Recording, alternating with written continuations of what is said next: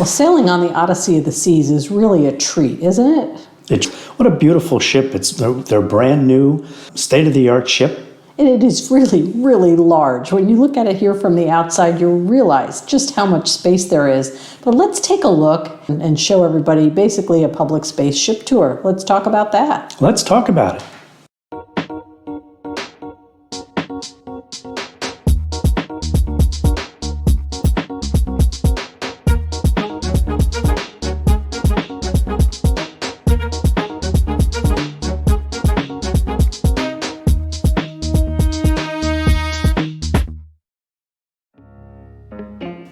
Well, welcome back to the channel, everyone.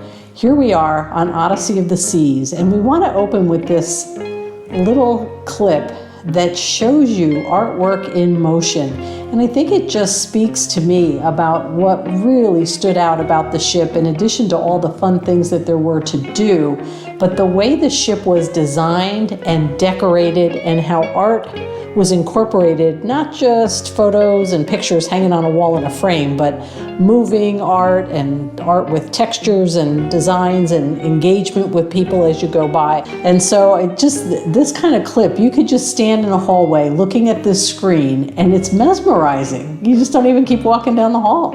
No, it's great. It's so colorful, and you just look at this, and as you walk up to it, it starts to move on its own. That's right. Well, welcome back to the channel, and welcome back to the Odyssey of the Seas. I'm Terry with Next Wave Cruising. I'm Rich with Next Wave Cruising. And if you enjoy watching these videos of us out at sea on some of our favorite cruise ships and sailing around the world, I'd ask you to give this video a thumbs up, and if you haven't already, please hit the subscribe button. It is really a great way for the YouTube algorithm to better understand who else to share these videos with. And that's people who love cruising, people like you and me. So with that, back to our tour of Odyssey of the Seas. And again, visually, everywhere we went, it was just stunning.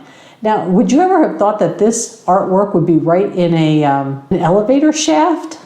No, they really found places to put art that would have been maybe dead spaces on the older ship designs, and they decided that they can come up with something, and some of these things are just amazing. And like you were saying, the artwork is all over, and it's really kind of very interesting artwork. It's not just your normal, seagulls and seashores and things like that. There's all different types of interactive art all over the ship. Things that are unexpected and where things are unexpected. You could be walking down the hall and it's on the ceiling, it's on the walls, it's in all kinds of hidden nooks and crannies. And so you just find yourself looking, in 360 degrees everywhere you go.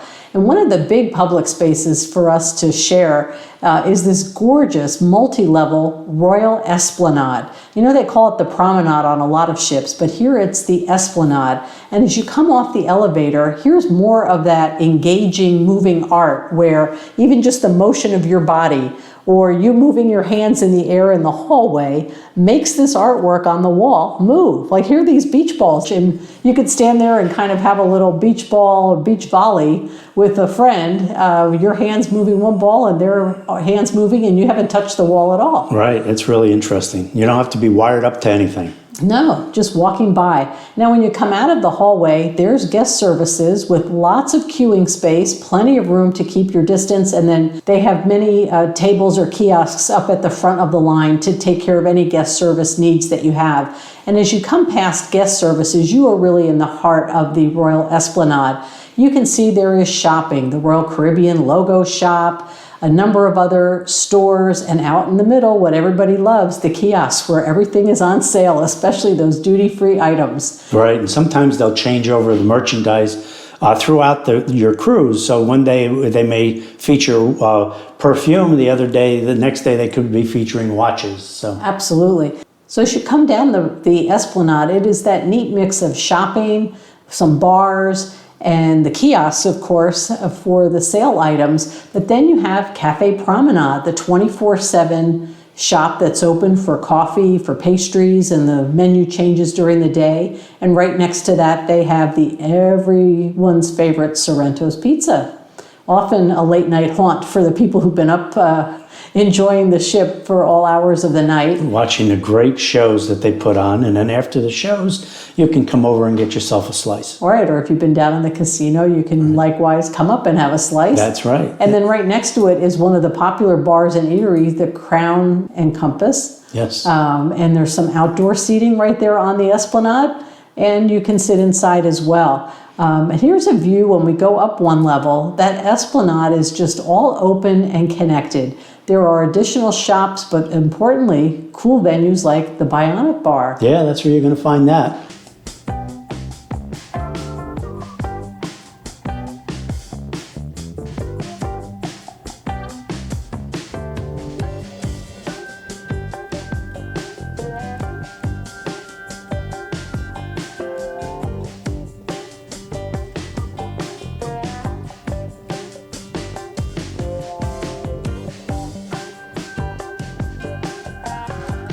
And again, high-end shops that you'll never tire of shopping if you want to, but it's a nice mix because as you're stopping to enjoy a drink or to visit with a friend or maybe have something to eat at Izumi, you also have access to the shops close at hand.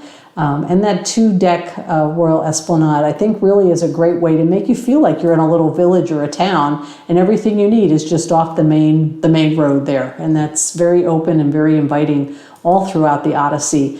Now, up toward the front of the ship on the upper level of the Esplanade, you also have the area where all of your photos are going to be available to you that have been taken throughout the cruise. So you don't want to miss that out closer to the Scooter Bar and Chops, which is up on that level as well, off of the Esplanade, heading up toward the front to the theater. And they really did have a very nice selection of items if you wanted to buy. Maybe you forgot a camera, you needed an SD card. They had a lot of things that you can choose, not just your photos. Absolutely.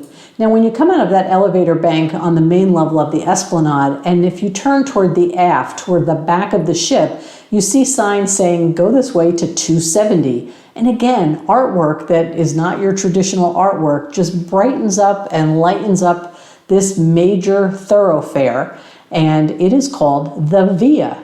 It is basically another big, wide open corridor with lots of art, even up on the ceiling, that takes you to the back of the ship, past more shops and more of the really beautiful dining that is featured in this direction on the ship. I think one of our favorites is coming up. Off to the right, I see Giovanni's Italian kitchen, and in this ship, extended beyond it to the wine bar. Yeah, they really did. I guess they separated that out on this ship, and they have some great seating, and it's a really fantastic place. It's a specialty restaurant, but boy, I tell you, it's worth it. The Italian food there is top notch. It was very good. Again, they're seating in the body of the restaurant, but also along the walkway. And the other thing that you can see along that walkway is this big open, multi-tiered section that has artwork that looks like it is pouring out of the ceiling. It's all glass and colorful, and when you look down over the railing,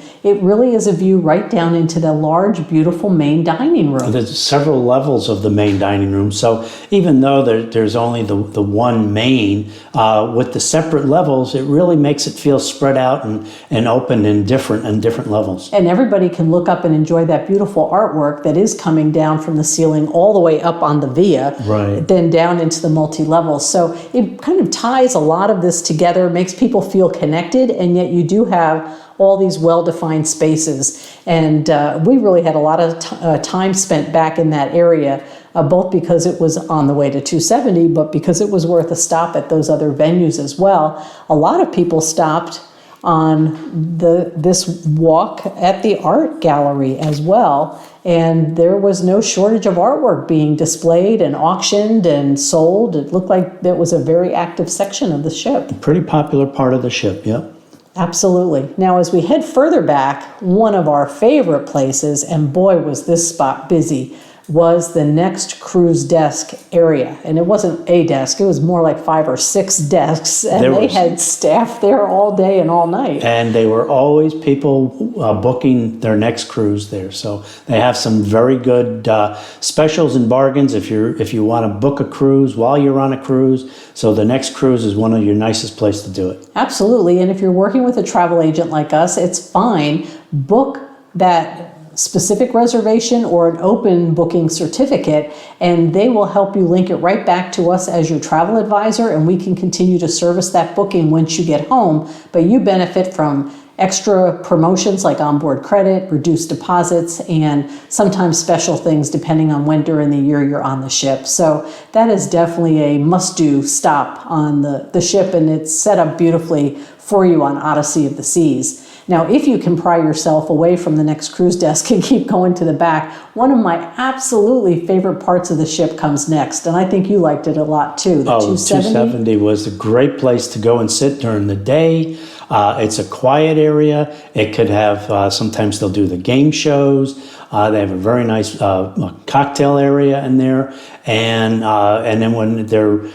then at night it really livens up. Absolutely, and during the day there is a lunch cafe, the 270 cafe, immediately adjacent to the lounge. So you can go in and get a nice coffee, you can get paninis, sandwiches, salads, juices and drinks, and then take them out into the seating area of the lounge and enjoy a casual lunch that way if it's a day that you're not going to the Windjammer Cafe.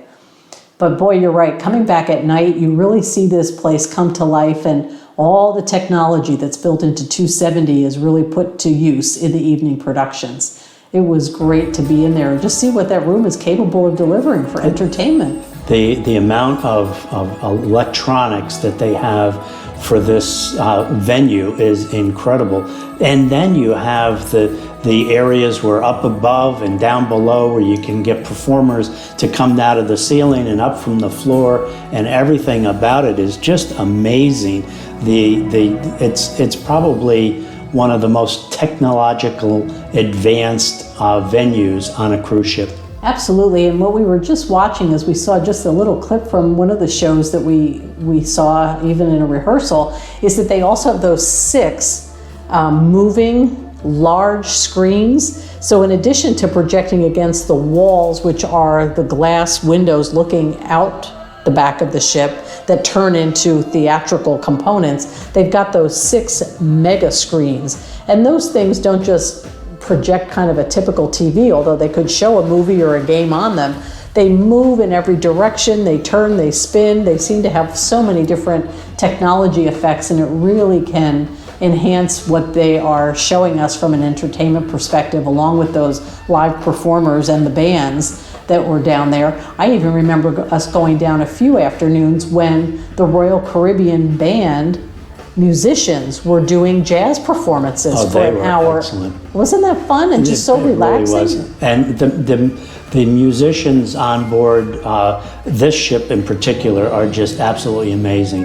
They were very talented. So we found ourselves going back to 270 again and again. It was one of our favorite venues. Certainly was. Now other passengers have other favorite venues, and one of them that is beautifully designed on this ship is the casino. The casino is really great. It's very open and has just about every type of form of gambling that you would like to do.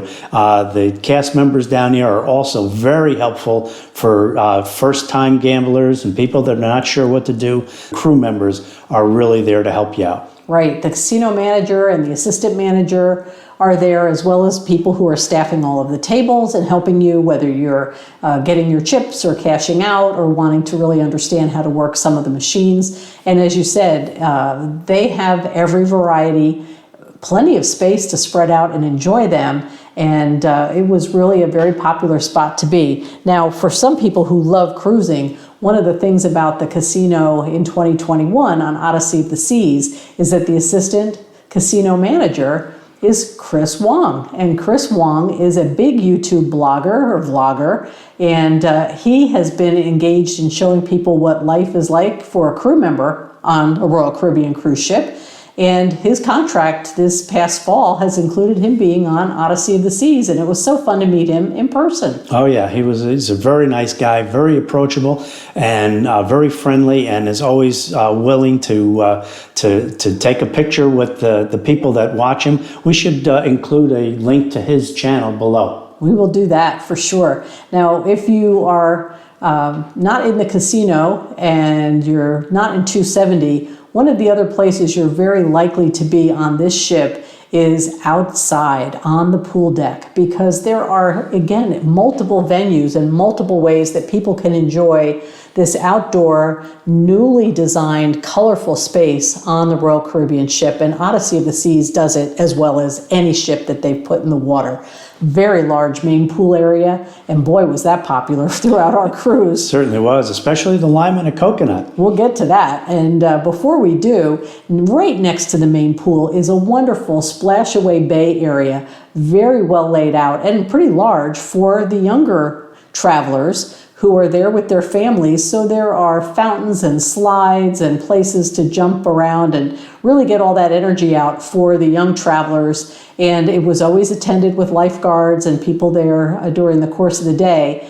And meanwhile, parents were also, enjoying the main pool. And as you say, the lime and the coconut is a really key venue on the ship. It's 2 stories there too. Yeah. Do you think those bartenders get lonely though?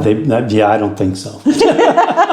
Maybe they are the friendliest and most well-connected people on the ship based on who's coming and going from their bar. That's for sure. Now, one of the other ways we got a really great view of the pool deck was to actually do something we had never done before on Royal Caribbean, and that was to go on the North Star. That has that huge arm that goes up, I believe, 300 feet over the water, but it goes about 180-degree radius around, and you can see it coming off to the side of the ship. Now they do this going off the side of the ship when they're at sea. When they're at a port, then they just go up and down because there's usually not enough room for them to be swinging that. There could be another ship right next to them. Right. But now I'm not a person who loves heights. No, you're not. I was very surprised you went on this. We went on this North Star, and it feels so secured. It's a little kind of a bubble with all glass windows, and the arm goes up very smoothly. You don't feel, I don't feel like you're, at risk in any way. You don't feel like it's going to tumble or move. Yeah. It just feels really smooth. And when you get up there, it's just, again, so engaging to look back down on the main pool deck of the ship, the lime and the coconut, multi-level. You can see those day beds and the cabanas. Cabanas, they're nice, right? That they have lined up, as well as all the chase lounges. And you can just see how extensive the pool deck area is on this ship and how long the ship is, which gives everybody plenty of room. When we traveled on the ship in 2021, it was at quite reduced capacity, and boy, it was like having all the best things of the Royal Caribbean ship as if it was your own private yacht. Right. Well, you can just see right from the photos here is that there's plenty of lounge chairs for you to snag one and relax on board and just watch the sea go by. Absolutely. And under part of that arm, off of the pool deck, is also a special deck area for retreat guests. And so if you are looking for that sort of little luxury area of a ship within a ship and some, maybe more subdued seating area where you could look over and watch the big screen where the movies were playing, they definitely have dedicated space there under the arm of the North Star for the retreat guests as well. And so we did that, sat outside, enjoyed the fresh air on multiple occasions. And surprising to me, we even did the North Star twice. Yes, we did. We did it once during the day, and then you can see we came back and did it again at dusk. I wish we could almost have gone a little later. That would have been nice, a little sunset. But as it was, this was beginning to be sunset right here. But with all the lights on the deck and everything, it really makes it, shows you just how much fun that ship is. It really was amazing. And the views when the lights were coming on the pool deck just gave the ride on the North Star a whole new, perspective. And it was really worth going again. Now, there is a slight charge when you do that extended trip, when you're at sea, and as you mentioned, They can really take the North Star to its full height and around off the sides of the ship 180 degrees. But I thought it was really worth a fairly modest fee for that length of a ride on the North Star and how beautiful it was. Absolutely. It was a lot of fun. I would do it again anytime I go on that ship. That's right. And once we were enjoying the outside of the ship and the pool areas outside, we knew we always had another option. And while we were on the ship, this was a vaccinated only designated area toward the front of the pool deck on the ship, and it was the solarium. And wasn't it huge? It was huge. It's climate controlled, so if it's very hot outside, it's cooled. If it's cold outside, it's warm. It's a really nice place to relax. Very quiet and beautiful, cascading, multi-level pools and spas. Absolutely, and all different kinds of seating. I remember, some of the time we were using those chase lounges to just really put our feet up and relax. Other times we were out with our iPads and our notes, and we were sitting on more couch-like areas, enjoying a drink. There'd be small side tables available. So whether you were, truly relaxing, reading a book, some people were taking a nap, and some people were in the water. They had all different kinds of seating areas and different types of seating, and areas that you could just get up and walk near the windows and look out the front of the ship and see the gorgeous Caribbean out there. And we did all of the above. It was a fun place to spend a day. It's really nice. I love those pools. Aren't they cool? And again, like how artfully they're put together. The design elements are very carefully thought through. Lots of real live green plants, and it's all well tended to. There's certainly the solarium bar right there. And here's one of the pieces of artwork that's just so appropriately incorporated into the solarium. As you walk through, sometimes you find yourself doing a double take and say, well, wait a second, is that a passenger? Is that a real person? Is that a person there? Or is that, well, she's there every single day. Yeah, she is. Yeah. I want her job. And then after being inside relaxing at the solarium and it's time to get a little bit more energy going, head to the back of the ship up on deck 15 and 16, and you can see everything else that's happening out there. They have that sky pad area, the ripcord area, and they have the flowrider. And that flowrider was, again, a very, very popular venue on this ship. And what really surprised me about the flowrider is that a lot of the passengers that were doing that really had some talent. It wasn't just the guys that were working it. Some of these passengers really knew what they were doing out there, and they had a lot of fun. They were having a blast, and it was just so much fun to sit and watch what they were capable of doing and what they were learning as they were moving along. So whether it was, out at the pool or toward the back of the outdoor decks, there was just so much going on the ship. And then we realized there's that much more again once we went inside Playmakers. There's even more. And for all of you people that do play pickleball, and for the people that haven't started to play pickleball yet, you can enjoy a game on board ship. I bet you there's some people out there that can give these guys a good run for their money. Absolutely. And then there's certain times that the bumper cars come out of storage on the side of Playmakers, and rather than having ping pong tables and pickleball courts set up, there are opportunities to really enjoy the bumper car time, whether it's as adults or family activity. There were people of all ages out there just having a blast in this arcade-like setting with the bumper cars, and ringed all along the outside are other arcade games, be it skee-ball or some of the other machine-oriented arcade areas that people were just having a great time taking advantage of. What a fun way to take a break from the pool and the outdoors and come inside and cool off at Playmakers and get yourself a bite to eat, maybe a milkshake, and have some bumper cars. Right, and watch your favorite game on those huge screens as well. Right. So there was a lot of action going on in Playmakers, and that was another fun spot for us. Now, if young people weren't having a blast on bumper cars, they were also having a great time at the dedicated space, all age appropriate. So it's tiered so that everybody who's together in the youth area is with someone of their own age range, and the activities are customized right for them. And it's all called Adventure Ocean. So appealing and so cool to look at, and what young person wouldn't want to just run right in there and tell mom and dad, I'll see you much later. That's for sure. And again, the crew on board the ship for these kids, they do such a great job keeping everybody occupied and happy and doing things that they just have a ball all day long. Right. And we'll kind of show the entryway to Adventure Ocean, but again, for acknowledging the privacy of young people on the ship and the staff members who are taking great care of them and engaging them in activities, we're not going to go all the way in. But there is something for everyone up through the teenagers who have Social 180, and that's up toward the top of the ship in the back toward Playmakers as well. And they have a whole itinerary every single day of things that young adults are enjoying doing, and they spend a lot of time at Playmakers and up on the deck at the Flowrider, etc. So there is truly a multi-generational focus on a Royal Caribbean ship, and again, Odyssey of the Seas is probably one of the best at how it delivers.